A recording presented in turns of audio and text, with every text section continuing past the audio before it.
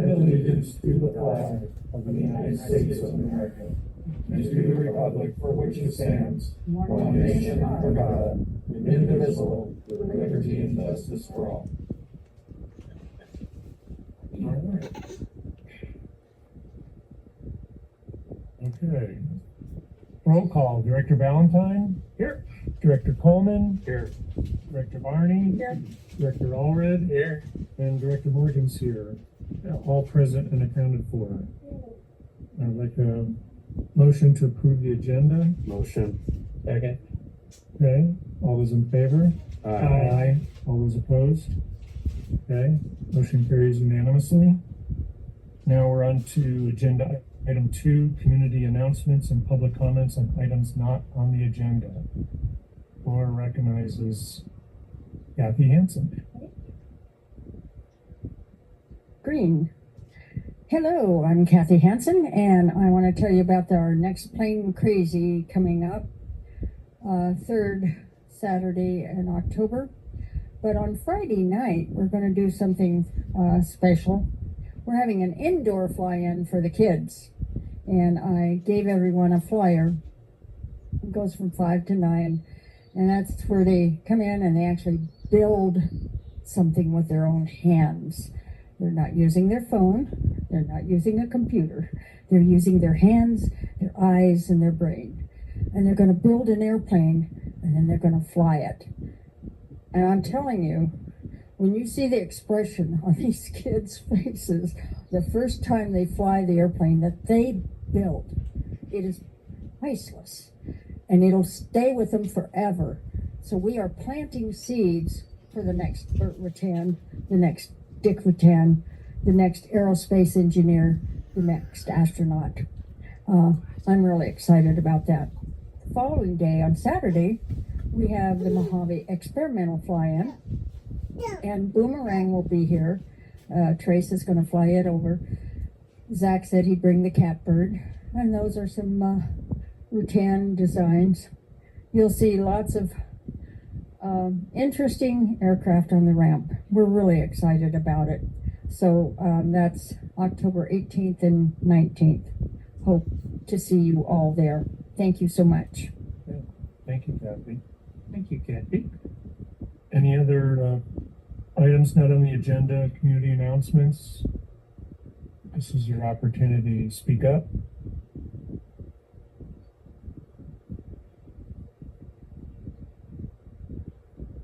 Okay, so we'll move on to item 3, consent agenda. Staff recommends approval of the items by one motion. Can somebody just, I read it, but a little more about the Boy Scouts, what it is we're actually really doing for them, or not doing?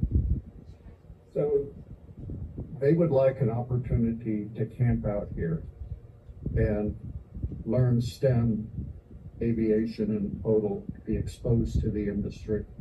These are a group of scouts out of Southern California. They're not immediately located here, but they have a huge focus on aerospace in their particular chapter. They do provide a merit badge that is associated with this. And the only thing they're asking for from us is a chunk of dirt where they can put their tents up on, and if we can provide access to a bathroom and potable water for it.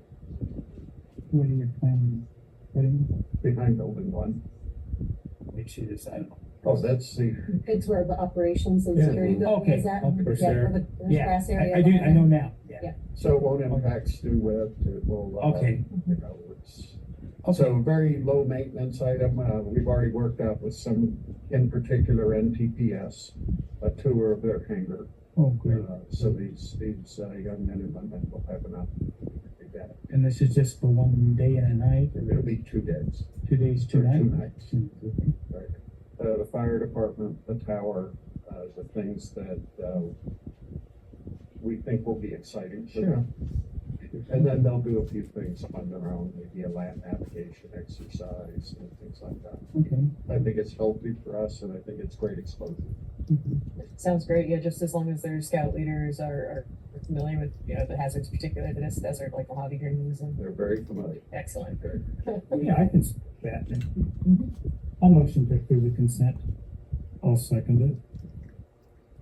Okay, all those in favor? Aye. All those opposed? Unanimously carries. So we can move on to action items. Item 4, Progress Rail. Leeseman. Lynn, do you want me to take this? Thanks. So you all know Progress Rail has been here for many years, a facility out in the industrial area. They had a 4-year extension on their lease. We changed it to 6-year. Then they came back and they asked if they could have a 6-year and a 4-year to sync up all of their leases. And so from our perspective, that's totally fine. It's not like we're extending a land lease. It is, a lease at our regular rates. There's no,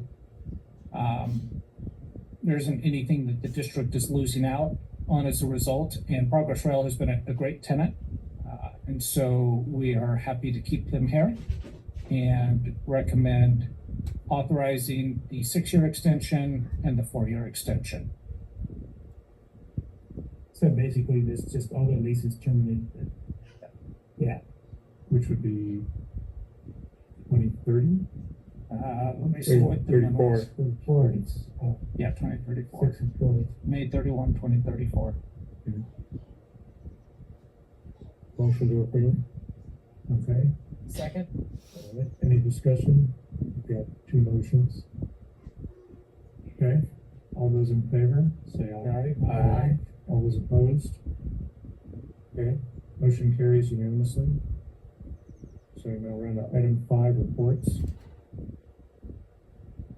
Chief Executive Officer, Dr. Smith, take it away. Good afternoon, board members, audience. Hangar development update. I'm hoping we are moving very robustly here because I'm getting excited. We have 3 different entities now that are talking about coming in on the commercial side and doing fairly sizable hangar developments. 2 are local investors that are in the building and construction trade. One is, you're familiar with local equity, still in consideration of doing a higher end hangar project. So the opportunity for some hangar development is robust, and I hope it continues to move forward. On a smaller scale, I asked Floyd to go out and really objectively look, and just after doing a walk around of the current hangars we have, I think there's ways we can shoehorn in 1 or 2. And he agrees. In particular, he thinks we can put 1 east of 926 and 1 east of 976. And again, going back to metal building people who do these, they're literally hangars in a box. Would you point that out? I assume it's on the Might be easier on this one. It's bigger scale. Yeah, it's going to be east of. yeah. Okay, and that's where I thought they were. Right. So my comment would be that could potentially be an access point, egress for the hangars to the south. If we were to do something like that, would that still have that potential, or did that just close that end off? Well, one of the things I asked Floyd to do is make certain there's no second or third order of effects here. What we don't want to do is try to improve our hangar position Right. and in fact shoot ourselves in the foot. Okay. So we asked him to look at that very carefully. He believes there are no thoroughfare concerns, no safe taxi concerns by putting hangars there. We would be looking at vicinity of $30,000 per. He also has some people he is checking with to see if we can maybe get that price knocked back some. So that's an opportunity to move forward. There might be space for a third out there, but frankly, I was a little Those are just uncomfortable. 1 or 2 type. That's strictly for the metal structure, Right. so we still have to have the concrete. The concrete's already there. Yeah. Oh, it is? So this is just plopping it on the ground. Well, let's just Yeah, elevation we might have issue. to redo the pudding. We may have. Yeah. there is no exclusive now on the land south of where the T hangars, where the hangars are now. The one tenant had an exclusive, and that's expired. And my thought was, you said you have several entities. Split it up and let two bid? I don't know. Well, one of them is looking at the parcel over by Bravo. Oh, okay. The other one is looking at the area you Okay, identified. I would assume we were both looking at that. Okay. Anyway, Also, we've got two interested in the GA West End and one in Bravo. Correct. Yeah. And they both had meetings with them and gotten considerable information. They've got their engineers, they've come out here and visited them. I think that there's a very real possibility of having an external developer come in here and put in a considerable number of GA banks. So what's the next step to furthering that? Well, the ball's in their court right now. We've given them all our numbers, all our lease data, all our requirements. They've had their engineers out here do site visits and they're crunching numbers and working with their finance people. Have they provided a timeline when we're gonna see an output? They don't know. So my understanding was the previous one aspect of the previous private equity development that we were going to collaborate on was we were the long pole in that development and getting we were going to put in the infrastructure into the ground as well as the taxiways, presumably before they would build on it. So is that still a prerequisite, or because then at some point, I know private equity suggested, hey, why don't we do that and do all of it because it'll be more efficient, quicker, and I'm like, that's fine. We don't want to be a holdup, so All we can these- participate to any extent you want to move the project forward. It's The organizations we have met with yeah. are planning on doing all their own surface prep, all their own taxiways, all their own runway access. But what about the infrastructure underneath? Like if we need to run power or water, would that also be them? They'll be them. Okay. Could we get a timeline on just, I know they're crunching numbers, they're doing their engineering, but could we get a timeline out of them just so we have an expectation? I'm sure we can ask. They've expressed great interest. Lynn, they didn't talk dates with you or timelines at all? No, they did not. I gave them all of the visits where the utilities are, there's a couple of contacts with Edison as well as, give us their ideas to see what type of, layout that they can come up with, and then they're going to come back. But that doesn't count for it. That'd be much appreciated. We've all seen schedules slide to the right as you get more information, but it's very disquieting to be sitting here and it feels like nothing's happening and we're not doing anything if we don't have milestones to keep track. 'Cause I know that's not true. Things are happening, but it's really difficult to speak to or make decisions upon when we don't have some idea of a timeline. well, we're in a better position. No exclusivity on the property anymore. Yeah. And there's a potential of competing project for the same property. I like it. I like what's occurring. I just want to know dates, Yeah. estimates of dates. So, one of them in particular, the people looking at Bravo also know Lorelei very, very well in Kern County. They're well connected with her.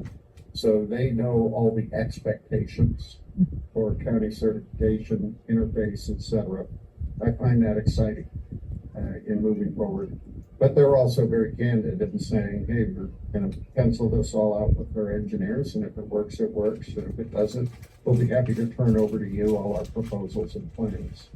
So maybe somebody else can take advantage of it. And my recollection is we did provide, for lack of a better term, we put a stub in the new water that we put up. The little replacement that we did running north south there by that gate, there was a stub in there to to feed all that development, right? So So, that we wouldn't have to dig it up and put in a valve and a T. so I believe that's accurate. Can you confirm that? That would be, We'll get that. But I recall that was, we had requested that it would be silly not to. right, we were anticipating this bill, so. Right, okay, good.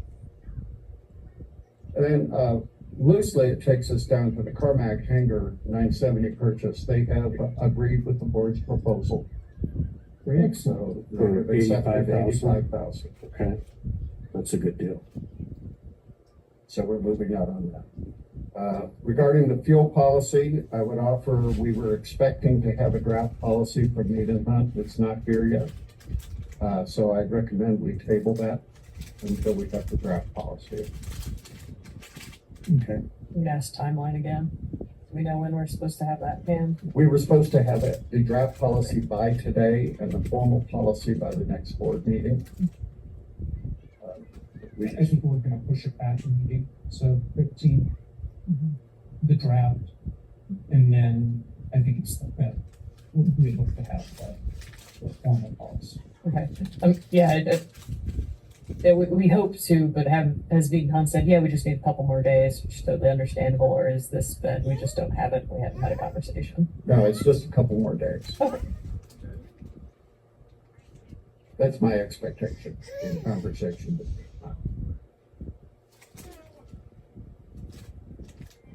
A few highlights. The exposure at SCTP was robust for us. There's potential business interests that may grow out of that, hopefully.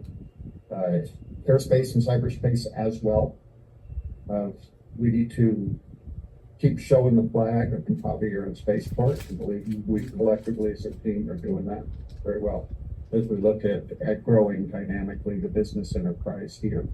Some of the things I'm looking at in interfacing to and maintain strong community relationships. I'll be at Gold Rush Days on Saturday morning in their parade to support the community there.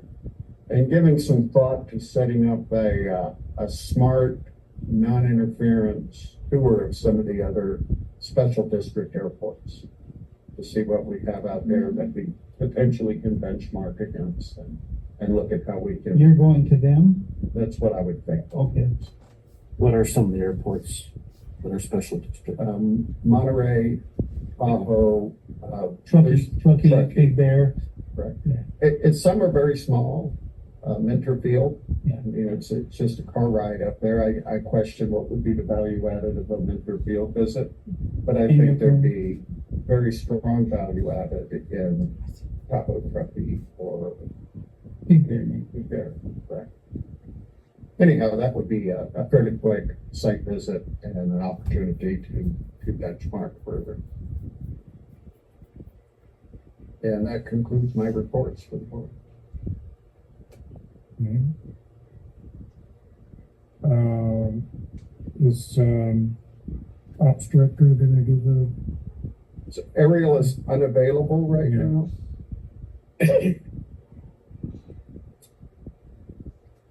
Isn't that the second meeting? She goes through the report at the second Okay. meeting, not the first. And it's the Terry and Mariel. Anxiously looking forward to it, that's all. We'll tell them.